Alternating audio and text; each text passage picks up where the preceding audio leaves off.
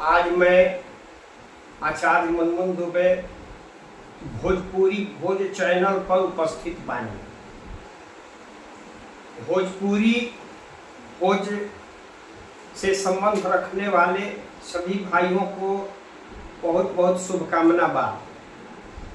आज हम एक गुरु पर लिखल आपन भजन प्रस्तुत करब। गुरु शब्द के अर्थ है गु लोग कहते हैं गु माने अंधकार, रु माने प्रकाश। ऐसा बात नहीं है। गु के अर्थ होला गवते माने शब्द करना, आ रु के अर्थ होला रवीति चिल्लाना। तो गुरु शब्द के प्रकाश अंधकार अर्थ नहीं होता है।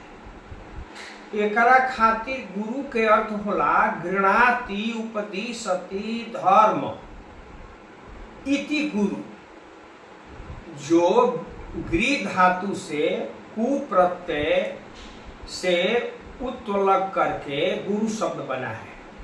इसका अर्थ होता है कि गुरु के मतलब होला जो धर्म के उपदेश दे, धर्म से संबंधित बात कहे, अध्यात्म से संबंधित बात कहे और ओह अंधकार के दूर करे, ओकरा के गुरु माने। वही गुरु पे एक हम भजन प्रस्तुत कर रहे बानी।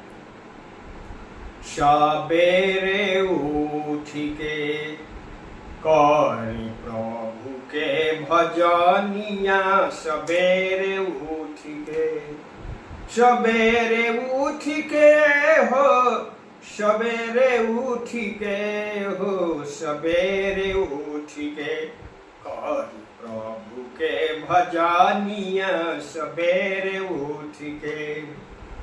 बाड़ायन कुल होला समय सुहावन, शुद्ध वातावरण होला मानवा लुभावन। तो धीरे धीरे झरियापन, तो धीरे धीरे झरियापन गंदा चदरिया, सबेरे उठ के कर प्रभु के भजनिया, सबेरे उठ के। गुरु नमस्कार करी आसन लगाई, प्रेमवा के डोरिया पर आप झूल जाई। गुरु नमस्कार करी आसन लगाई, प्रेमवा के डोरिया पर आप झूल जाई। तो रस रस मिले लगी बड़ रस बुनिया, सबेरे उठ के करी प्रभु के भजनिया, सबेरे उठ के। गुरु के समान नहीं कोई उपकारी, सब अंधकार मिटी फैली उजियारी। गुरु के समान नहीं कोई उपकारी, सब अंधकार मिटी फैली उजियारी।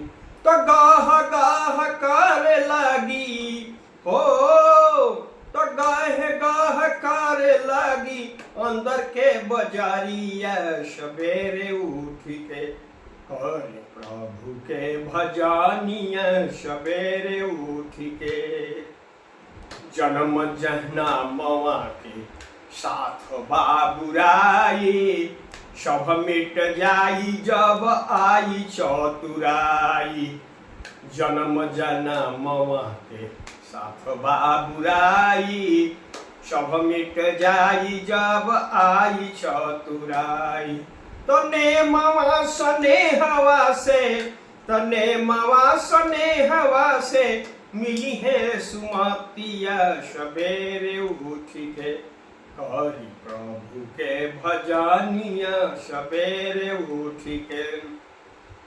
डूबे कहेले मन मेरा माई, गोईठा में घीव रौन नते सुखमाई। डूबे कहेले मन मेरा माई, गोईठा में घीव रौरा मते सुखमाई। तो दागिया न लबियब, तो दागिया न लगियब, तोहरो चुनरिया सवेरे उठ के करी प्रभु के भजनिया सवेरे उठ के करी प्रभु के भजनिया सवेरे उठ के। यदि अच्छा लागल होखे तो सब सब्सक्राइब करब जा, शेयर करब जा, लाइक करब जा। बहुत बहुत धन्यवाद।